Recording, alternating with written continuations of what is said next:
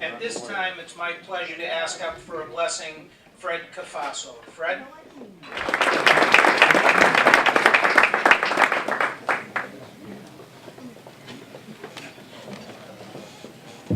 Good evening, everyone.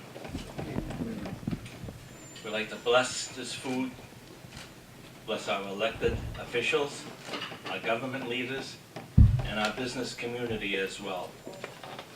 And bless this food to our use and us to thy service. Amen. Thank you, Fred. Our salads are on the table, so we're going to start with that. We do have a couple of guest speakers that are going to pop in briefly, and we'll interrupt salad and introduce them for some remarks, and then we will start our speaking program as soon as dinner is over. So please enjoy your salad, and we'll be back shortly. Thank you. I had mentioned earlier that we had a couple of folks that might be stopping by. It escaped me that our own senator is hosting an event tonight and is unable to be with us. But we are very fortunate to have our state representative here, a friend of Everett, a friend of the chamber, a member of the chamber, and Joe Magana.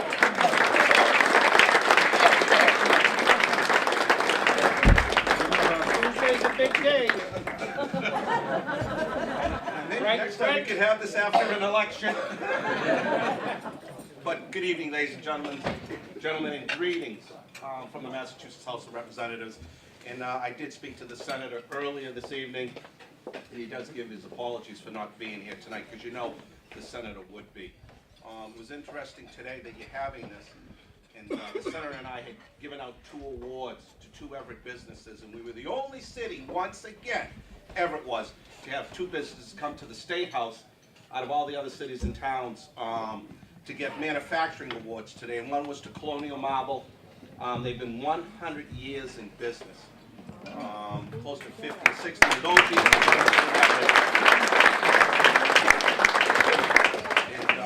And Teddy Peanut Butter.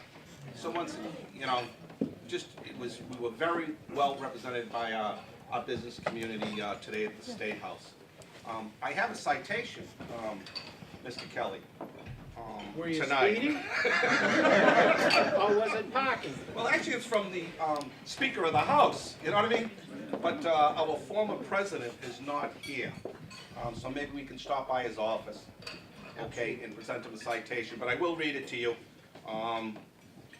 Be it known by all that the Massachusetts House of Representatives offers its sincerest congratulations to David Laravia in recognition of being president of the Everett Chamber of Commerce. Not an easy job, right, Mr. Kelly? Absolutely. Not an easy job for 2017-18. The entire membership, we don't give these out easily, all 160 members agreed. Can you imagine that? Democrats and Republicans agreeing on something. In Massachusetts, we do that. So the entire membership extends its very best wishes and expresses the hope for future good fortune and continued success in all his endeavors. And congratulations, where is the new president sitting? There he is right there. Ben.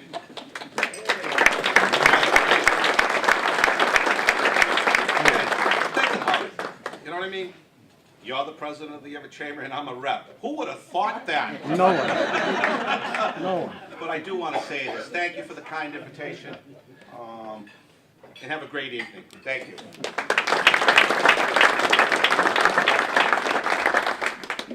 Boy, Vinny, you have so much to look forward to. You can get a citation from Representative Magana. Now, if he's still in office at that point. 65 days from now, God willing.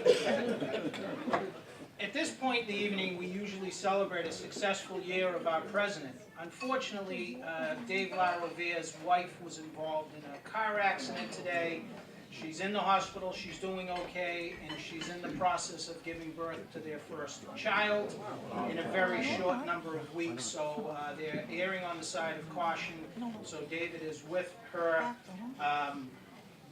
I just have to say, Dave, I think, did an outstanding job this year, and the Chamber thanks him for everything that he accomplished this year, and we will catch up with him for a presentation on his plaque and his gift for leading this Chamber this year. So a round of applause for Dave.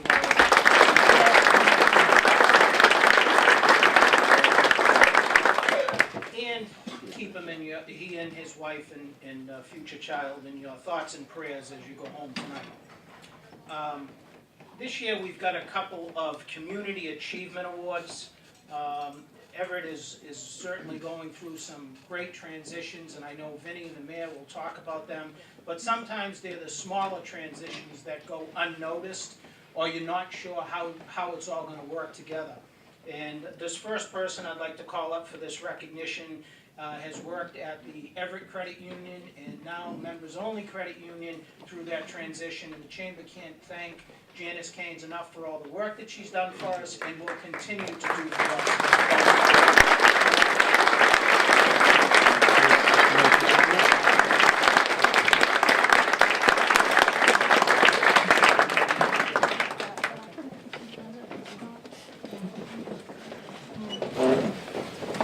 I am stunned. And I'm very pleased to accept this award. And I just want to say that I do this with love. It's great to have grown up in this city, to work in this city, and to serve the city. So I thank you all for this recognition.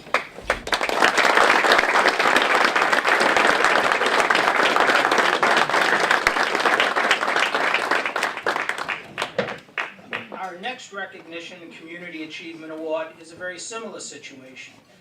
Many of us know Caryl Churchill. We think of her as the face of Distrigas, and recently Distrigas has been acquired by our neighbor and Exelon Generation. It's a long name now, but I can tell you that it doesn't have as many syllables as all of the previous Distrigas names put together. But I can tell you that we're very fortunate at the Chamber and to the city to have a representative like Caryl Churchill, and we would like to recognize her with a Community Achievement Award as well. Caryl, if you would.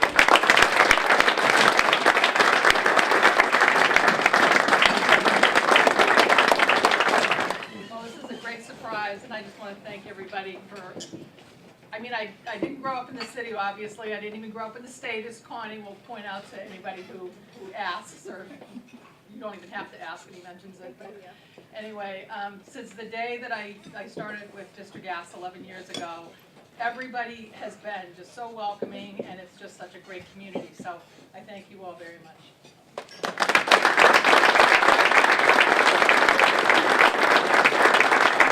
How would Connie know what goes on in Everett? He's from Tewksbury.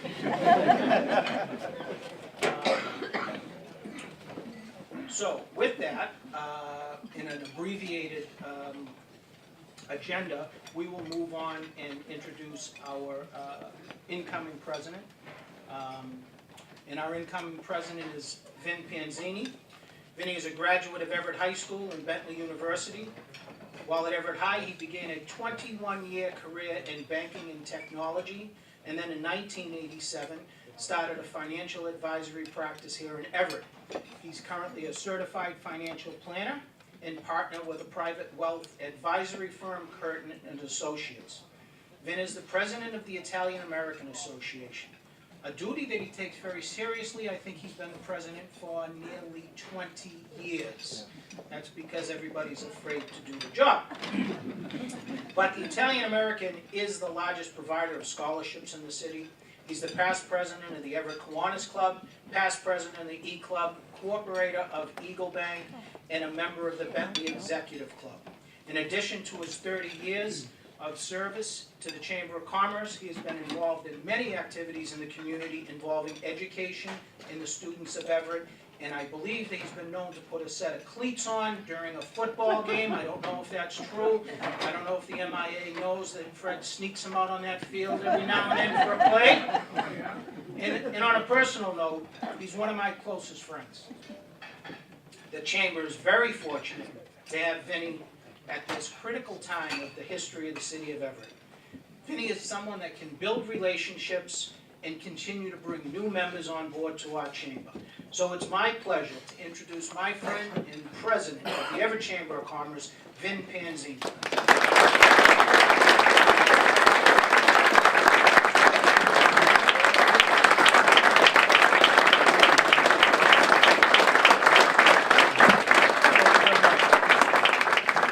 I've never run for political office in Everett, but of your best friends introduce you, because it may be the only compliment you get that evening. The second thing, we're in a nice cozy room tonight, and a long time ago I learned have a small room full to capacity. When the newspapers come out this week, you'll say, overflowing crowd showed up at Vin Panzini's installation. And I will do that. At this point, I also want to congratulate Janice and Caryl for their awards. You meet new people, no matter how small of it is sometimes, you're always meeting new people. I've had the fortunate experience of becoming good friends with both of them over the years, and they have been invaluable to the Chamber and the City of Everett as a whole. The recognition comes tonight to honor them for all that they've done, and I'm sure all they're going to continue to do with their new employers. Thank you. Also, Colin mentioned David Lau here and Maria. I'd be remiss if I didn't mention that also. You probably couldn't find two nicer people in the City of Everett. Our hearts are troubled tonight thinking of the accident that Maria had today. We hope all is well with them. We hope baby's health is fine, and we wish to see them shortly. Good evening and welcome to the annual meeting. I thank all in attendance for taking time out of your schedules to join us as we begin our new year at the Chamber. The theme of our meeting this year is New Beginnings. Now you might be justified in asking, we can't possibly have a new beginning if Vin Panzini and Colin Kelly are still at the podium. We've been around for a long time, almost as long as Fred. But as you look around the room, you will find that many new faces are in attendance tonight to join familiar faces that represent the core of leadership for our community. Everett was incorporated as a city in 1892. The Chamber was organized in 1950, but this year particularly marks a turning point in Everett's history. In June, it is expected that the Encore Boston Harbor Resort Hotel and Casino will be opening in Everett. It will certainly herald in a new era in our community as we complete a transition that began some time ago. Where GE once stood, we now have recreational space, access to the river, and new companies locating as we move away from an industrial age. The Encore, a $2.5 billion project, is arising from what was once the Monsanto company. Along what we know as the Revere Beach Parkway, the Pioneer Apartments are being completed, the Envision Hotel is thriving, and new development is being planned for that land that was once the site of companies such as Terrain, Paint, and Market Forge. This growth has not happened by accident, but as a result of a determined vision and leadership from our Mayor, Carlo Di Maria, and his community planners.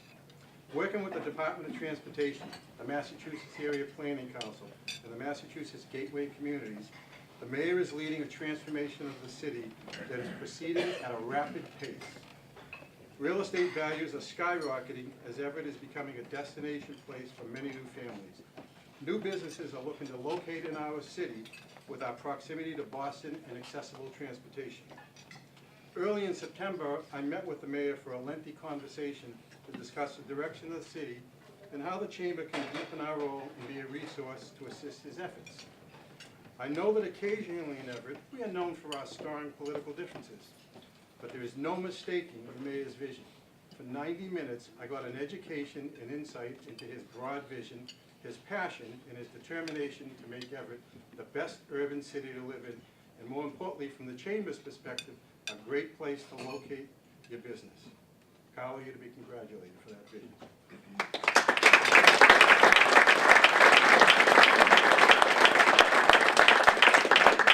As a community, we will not always agree on the details, but I left the meeting with a deeper understanding and appreciation for all he has accomplished and his plan for the future.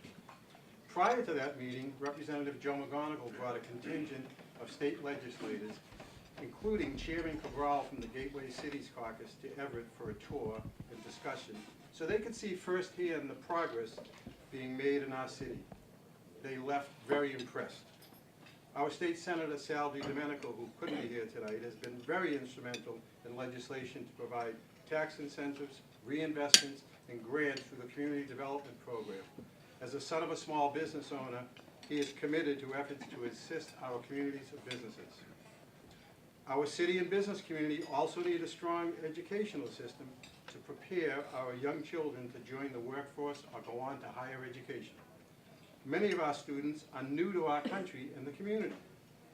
When you come in this evening, you may have seen some presentation boards up the back that highlight the Academies and Pathways program that is being implemented at the Everett High School. Under the leadership of Superintendent Frederick Forrester, the administration and principals Eric Norman and Chris Barrett. Eric and Chris, are they still there? Up back there?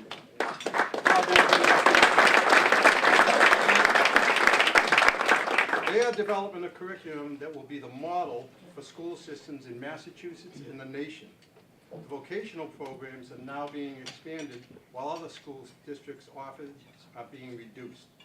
Joe Orino, our second vice president from the Chamber Board, has been actively involved in STEM education and the Pathways program, as have many of our business leaders. When Superintendent Forrester was first appointed, he quickly opened the doors to the business community, and the partnership has continued to prosper. Thank you, Superintendent Forrester.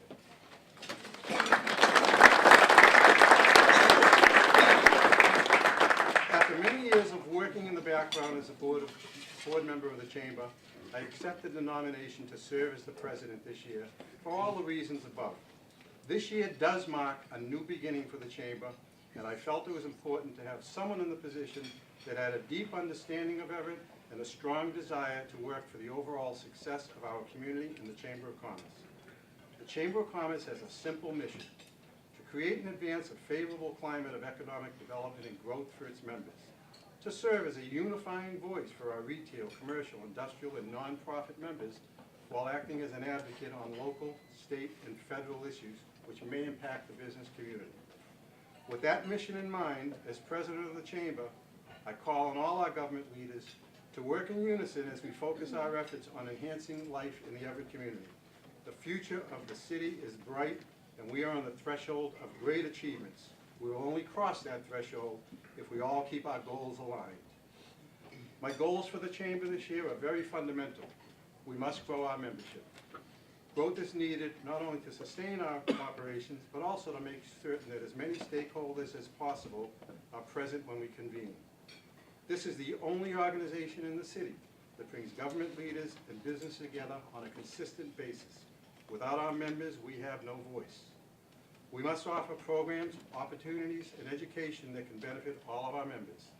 The role of the Chamber in the 1950s, when we were first incorporated, is no longer a viable model. Small area chambers are disappearing. We can't let that happen in Everett. We must adjust our strategic plan to remain relevant. Lastly, I want to deepen our working relationship with City Hall and its operating departments. I had the foresight a couple of years ago to ask Marzi Galaska from the Community Development Office to serve as our vice president this year. It was an offer she couldn't refuse, right, Marzi? I've known Marzi since she first began in her role. She is an invaluable resource and a pleasure to work with. The mayor has pledged his support and assistance to the Chamber to aid our organization in achieving our goals. In closing, if I can count on the help of our board of directors, our membership, and all who are here tonight, the Chamber can continue to grow and be a voice for our members in the community. As we often say, your business is our business. Thank you for attending this evening.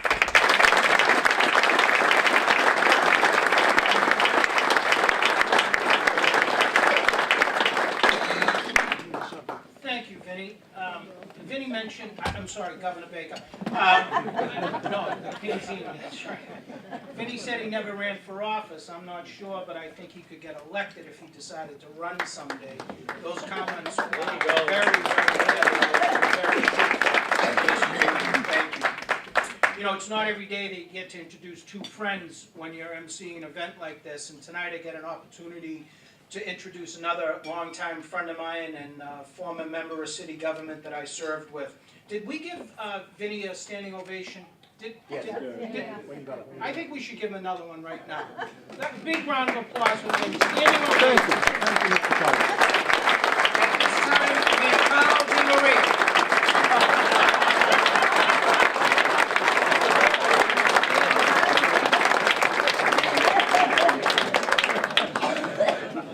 That was good.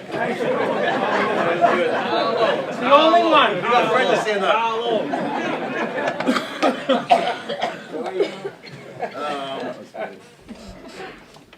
Vin and I did have a great conversation, and I didn't know he was prepping me to be a keynote speaker for this event tonight. He said, about 25 minutes. I said, Vin, there's no way I'm going to speak for 25 minutes because people will start yawning. But we did have a great dialogue, and I do know this very well, the things that I want to accomplish. I'm going to tell you that Chris Gordon from the Wind Encore Group. This gentleman right here. Look like, you know Chris Gordon? Looks just like Chris Gordon from the Encore Group. Oh my God, that was Chris. I said, what are you doing here? Like you're in China. But I do have a grand vision, and I'm so thankful that I have Vin as the president of the Chamber of Commerce this year, because I know we're going to do some great things together. And the entire group, Cheryl, Bunny, to Lara Revere, who's leaving, but the entire Chamber of Commerce group is just a wonderful group of people to work with. And I've had the pleasure of working as mayor with you for 11 years, but as a city councilor for 14 years prior. You know, this city is my heart. I do love the city. You know, friends always tease me. Most of my friends have moved out and say, oh, after you're done being mayor, you're going to move out. I said, why would I? My property's going to be worth triple what it is now. when I'm done, I said, there's no way I'm going to be moving out. You guys will be trying to clamor to come back in. Because we are doing great things from our schools to our public safety personnel to our planning department. We're just doing what's right for Everett residents. And I hope you all see the changes we're making. So I'm going to begin my prepared remarks because it is about 15 minutes. Good evening, everyone, and congratulations to Caryl and Janice, two wonderful people, truly deserve those awards. And I wish you both well. And same places, just different titles. Same buildings, but just different names, right? Caryl, I think? Great. So I'm glad you're sticking around. So good evening, everyone. I want to thank the members of the Chamber for inviting me here tonight to talk about our vision for the future of Everett. As we all know, very soon we will have thousands of visitors and additional workers in our city. And we need to ensure that they will integrate seamlessly into our infrastructure and community. Our growth will support our business community, and I'm pleased to be here with you now to discuss what is coming. As Everett continues to grow and prosper, it is imperative that we advance a shared vision for our city's future with increased commercial and residential development, including affordable housing for our residents, our workers, and for those seniors who may be struggling to make ends meet. To support this increase in development and housing stock, we need to dramatically improve the ways in which people can travel within our city. We need to become more creative and innovative when it comes to transportation. You've all seen the Broadway dedicated bus lane and level boarding platforms, but did you know that they have reduced travel time by 20% and have become a national model for local innovation to improve transit? Can you believe that? It's a national model. I actually have people from all over the country call me about this rapid bus lane. Mayors from all over the place. It's amazing. It is great. It is a great start, but we must do more. We are working to establish a Transportation Management Association to pool both municipal and private resources to reestablish a modernized transit system, similar to the trolleys that ran many years ago. Like in the past, such a system will move residents and visitors alike through our city easily and efficiently. Working with our partners at Encore, the first community shuttles will be sleek, high-tech, and luxurious. Our goal is to have the service circle around Everett utilizing our bus lanes to take you to the new Civil Line in Chelsea and to the MBTA stations at Sullivan Square or Wellington Station. There you can hop a train into downtown Boston. We will also be reaching out to those who already provide shuttle services to their residents and employees, like BNY Mellon and Wellington Parkside Apartments, to combine resources in a public-private partnership to provide a shuttle service to benefit the larger community. No city can do everything alone, and we have been working closely with our partners in the Baker administration on some major initiatives. Chief among them is a new pedestrian footbridge that will connect Everett to Somerville, where you can easily connect from the Encore Resort to the Assembly Road T Station. Through our seat on the Lower Mystic Regional Working Group, created by Transportation Secretary Stephanie Pollack, we have worked with the cities of Boston and Somerville over the past 2 years to develop a concept plan for an extension of the MBTA Civil Line from Chelsea to Sullivan Square, where it stops in Everett Square, the Commercial Triangle, and the Encore Resort. This will facilitate the redevelopment of both Commercial Triangle and Lower Broadway. You all know the commercial triangle is? It's Route 16. Civil line stopped from down in Chelsea. We're looking to get one right there where Market Forges. So Win right now with us, the MBTA, are modeling stops along that easement and possibly coming into Everett Square. We're also working on to complete those active bicycle and pedestrian connections that are so important for those of us who want more healthy alternatives for transit. An extension of the Northern Strand Community Trail to the Encore Resort is being designed for construction as we speak. It will transform the regional bicycle and walking network, allowing residents from throughout Everett and North Shore to walk or bike downtown to downtown Boston safely. A connection from Encore to the Malden River walkway is in construction, and a pedestrian connection under the Route 16 Woods Memorial Bridge was recently completed. This pedestrian connection allows BNY Mellon financial employees to have a 5-minute walk between their building and Wellington Station. All of our ideas to improve transportation can and will be implemented. To help with this work, we have engaged the well-regarded planning and engineering firm Stantec Nelson Nygaard. They are working with us to develop a data-driven, comprehensive implementation plan that identifies opportunities for expanded transit and active transportation, as well as zoning and parking policies that will enable us to build a diversified and efficient transportation network. Basically, as I go on, buy property in Everett. Like, the areas I talk about is where you should be buying it. By implementing smart policies and services for residents, workers, and visitors alike, we are providing greater access to jobs, amenities, and local services. Everett is quickly becoming the place to be, with a diverse, thriving economy, including growing businesses in need of more employees. We need to build more housing, and more housing that is affordable for longtime residents as well as recent arrivals. To create more housing, we need to re-examine our traditional assumptions about requirements for development. The mandate of 2 parking spaces for each bedroom is no longer smart, efficient, or affordable. Every new parking space we allow to be constructed happens at the expense of housing affordability. Green space, space for economic activity, and it encourages yet another automobile to congest our streets. As we reduce the number of new parking spaces required, we also need to better utilize the parking spaces we have today and ensure that developers and property owners are partners in providing transportation alternatives. Those alternatives include shared parking facilities both in municipal and private lots. The city will work with the new developers to construct district parking facilities that will serve as a multitude of users at different times of the day and enable us to require fewer parking spaces overall. You understand that? Right? As the business community do. While still meeting the mobility needs of those people who wish to drive. As the federal government largely gets out of the housing business, I believe that smart zoning can be a catalyst for building a new wave of affordable housing that does not require a federal subsidy. Micro-units. They are compact, hyper-efficient, and affordable apartments meant for young singles or seniors who want to live in dense urban neighborhoods. These units are built near public transit. Residents typically don't own cars and get around primarily on foot, bike, and public transit.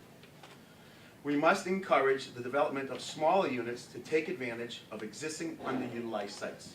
This will ensure that residents of Everett can continue to live here in a community that they know and love, even as rents rise in the city and throughout the greater Boston region and across the country. If we are to become a model city for the state, the region, and the nation, we must unbundle the cost of parking from housing and encourage developers to instead provide transportation alternatives. We will work with developers to take advantage of mobility services such as Zipcar, Toro, Blue Bikes, and Line Bike.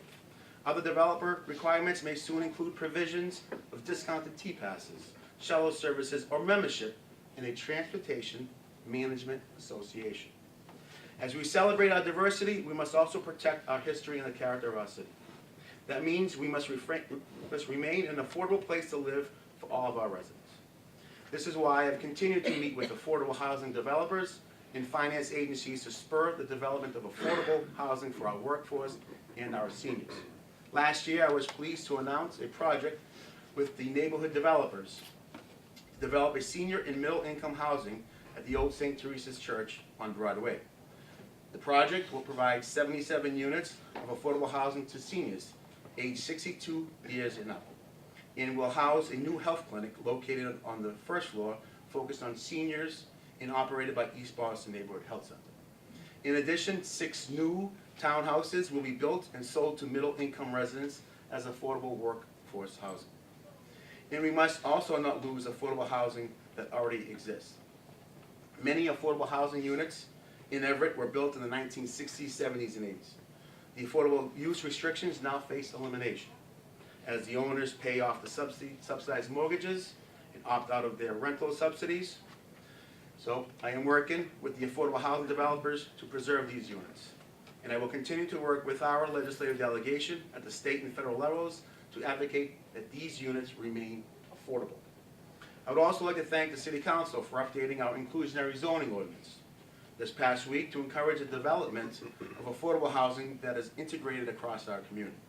This inclusionary zoning policy requires that new housing developments of a certain size include at least 5% of units at rates affordable to low or moderate income residents. Inclusionary zoning is a much-needed tool to help ensure that our community remains a welcoming and accessible place for all our residents and families. If you visit the city's planning website, you will find a report entitled Everett for Everyone. Everett for Everyone. You should check it out. The report developed this past year in consultation with Enterprise Community Partners in Washington, D.C. represents the beginning of a 5-year strategy for the city to promote housing affordability. I urge you to read it and share your feedback, because we all have a stake in the process. In a few short months, as you know, Encore Resorts will be hiring up to 4,800 new employees. With a low rate of unemployment in the greater Boston region, many employers, including many chamber members, already are scrambling to find people to cook food, drive ambulances, wait tables, check out customers, and perform simple maintenance before the resort even opens. On average, 30% of the workforce is composed of people in service jobs. We need those people in our community to help us and serve us and work alongside us. We want these people to know we value them and need them to contribute to our community. This category also includes entry-level professions in public safety and other fields, firefighters, paramedics, nurses, teachers. I know that sometimes property owners have concerns that housing values near affordable units will go down, but this is not the case. Research shows this well-designed and maintained workforce housing does not have a negative impact on neighborhood property development prices. It can actually increase values. Housing supply and affordability is an economic development issue. Our employers cannot attract and retain workers if workers cannot live nearby. This is a major factor in whether our business will be able to thrive and grow here for years to come. And if we create workforce housing, you will not only gain employees, you will gain local customers. New housing must be built near employment centers and public transportation. And I believe Everett Square can and will become a center for this type of growth. We have been working hard to revitalize Everett Square, one of the most active downtown business areas in Greater Boston. We are in the midst of developing an urban renewal plan to maximize the area's redevelopment potential and activate underutilized properties to create a vibrant mixed-use center. Across our community, from local manufacturers, craft brewers, urban food producers, and artisan workshops, market spacers are enhancing the quality of life in our city. We see the transformation through the city, from the village to Revere Beach Parkway. We will continue to support the collocation of small businesses with housing and amenities to make our city even stronger and more attractive.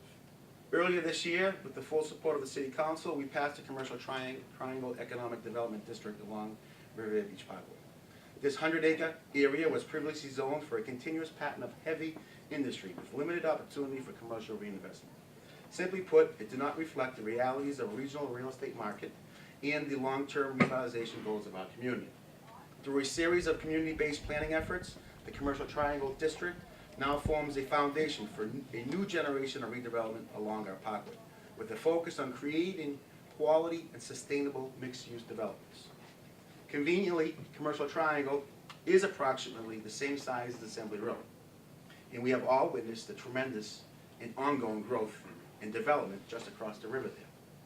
With the new Civil Line stop just over the border in Chelsea, all of our commercial triangle is newly accessible via a short walk. And I expect that these factors will lead to significant mixed-use development, including residential and commercial. I am working to add a Civil Line stop, as I said earlier, in the heart of this area, adding even more development potential. I am excited to see this area transform. Without question, a sustainable community with a robust business sector thrives with high-quality public resources from police, fire, inspectional services, parks, and recreational spaces. In the coming weeks, we will be installing nearly 3,000 LED lights throughout our city and adding ornamental lights all Broadway and through Everett Square. These improvements will enhance our business corridors, improve our residential neighborhoods, and save hundreds of thousands of taxpayers' dollars in utility costs. We are also focused on these types of amenities that make Everett an attractive place for employers, employees, and their families. We have begun planning a new state-of-the-art stadium at 7 Acre Park to serve our students in decades to come. This new stadium will replace our current stadium, which, as we all know, is located in a dense residential neighborhood with limited parking and on the parkway. Similarly, we are evaluating all public buildings to determine if they are underutilized and ensure that our facilities meet the needs of a modern, growing city. By moving the stadium to 7 Acre Park, we will be able to partner with the businesses in the area, like Boston Coach, B&Y Mellon, whose large lots are not heavily utilized on evenings and weekends. We will include a regulation high school track, a field house, and a facility to highlight and commemorate the strong tradition of our champion athletes, and preserve the World War II honor wall from our old stadium. The new stadium does not stand alone, however. It is part of a much larger transformation of the area along the Malvern River, and I truly believe it is the next growth area for our city. This stadium will be part of the larger, top-of-the-line recreational space made possible in part by our partners with Encore Boston Harbor, who are building a new playground in this area in exchange for the opportunity to redevelop the underutilized blind playground. This new play space will include regulation tennis courts to allow our high school to host tournaments and basketball courts, and much other amenities. The new stadium and play space will be adjacent to the Riverwalk that is under construction right now. And this valuable site will have access to the MBTA via the Northern Strand bike path and the pedestrian bridge to the Assembly Road T station. The rest of the bike path that terminates on West Street is being designed now and will be out to construction hopefully in the spring, and hopefully be open by the time Encore Boston Harbor opens. So you can walk from the GE Parkland to Boston, to the casino, and hopefully over to Assembly Road. I look forward to creative solutions to transporting people between the 2 points. In colder weather, including potentially the use of small shuttles along the bike trail. By building all of these new amenities in the area along the Malvern River, we will attract a mix of businesses, like hotels and restaurants, which will add to the energy and vibrancy of the neighborhood. To make sure we are primed for success, our planning department is working on an urban renewal plan for that area and planning for enhanced roadway infrastructure to unlock development potential. Got a lot of work to take on. The business community is a key partner in all that I have mentioned here tonight, and I'm confident you will benefit from these initiatives. As we move forward, I will ask you to continue to share your thoughts and expertise with me and my administration, as well as to roll up your sleeves and pitch in to help. As you remember, when I brought the whole, I think it was the breakfast, the chamber breakfast at Mellon Bank, I talked about the Lower Broadway master plan that we did. If anyone was there, maybe back 2011 or 10, I think it was, and we showed that people were asking for a hotel and marina and all those public spaces, and lots of people laughed. When we did that Lower Broadway master plan, it was released into the public, and within minutes, the lobbyist called me and said he had a development.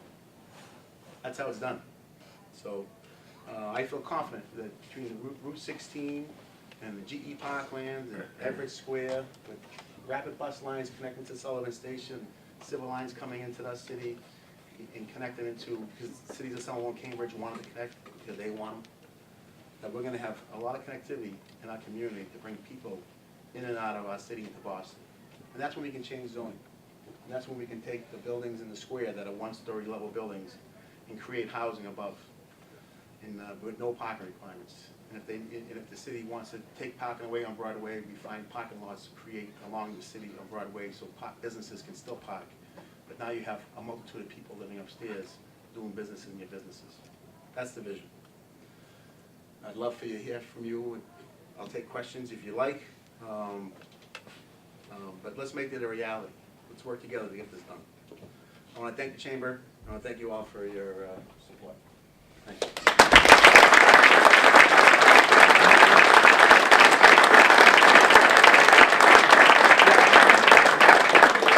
So if anyone has any questions, Ben?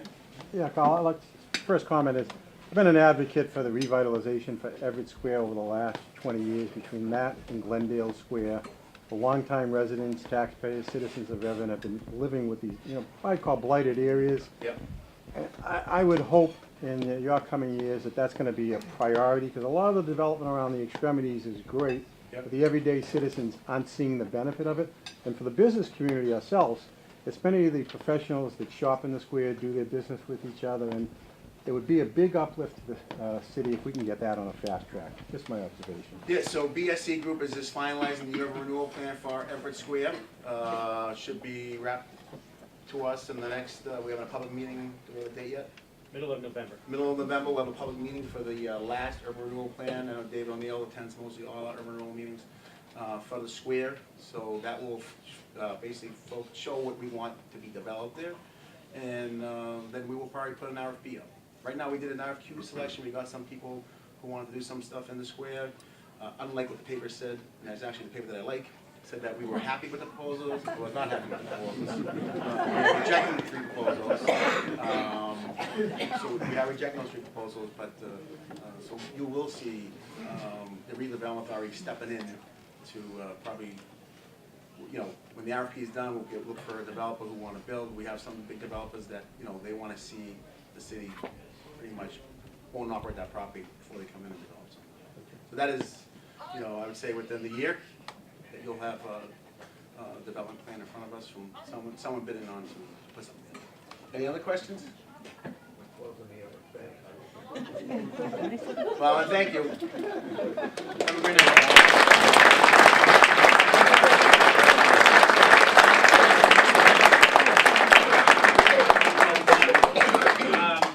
I just have a couple of closing remarks before Vinnie comes up and says his final goodbyes. I just want to draw your attention to the academies and pathways there. For those of us that are on the chamber board that were at our last meeting, we had a very thorough review of that and introduction. At our request, the principal and vice principal have come tonight to talk about that. If you are a business leader in the community, please get involved in it. It is going to be vital for our future employees that we participate and partner with the high school on these projects. So I encourage you to look at that. I thank you for your attendance on my behalf, and at this time, our president for his closing remarks.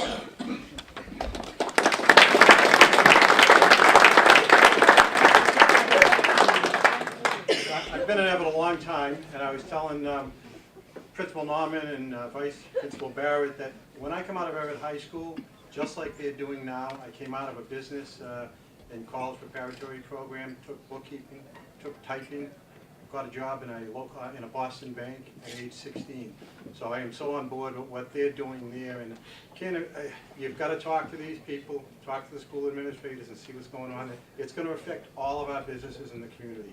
They are going to be training the workforce for tomorrow, and I want to emphasize that. Also on your tables, there's a pamphlet just with some small details on their program, but anytime you want, just call them at the school. They'll gladly talk to you, and they're looking for as much participation as possible, because it's going to take business leaders working with them to have them train the students in the skills that we need.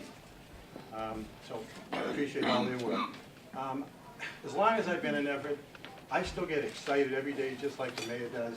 If you can't get excited about the future of this city right now, you never will. You never will. Jump on board. I'm excited about the revitalization of Everett Square and Glendale Square too, possibly. The chamber wants to participate in that wholeheartedly with you. This city is just going to change overnight, which is why I wanted to be president this year and participate in that change. join with the chamber, join with our leaders. We've got something happening here that all the other cities may have seen in the past, but right now, we are the place to be. We're the destination to be. Jump on board, support the chamber, support the mayor, support the school department, and let's finish the vision and make this all a reality. Thank you for coming tonight.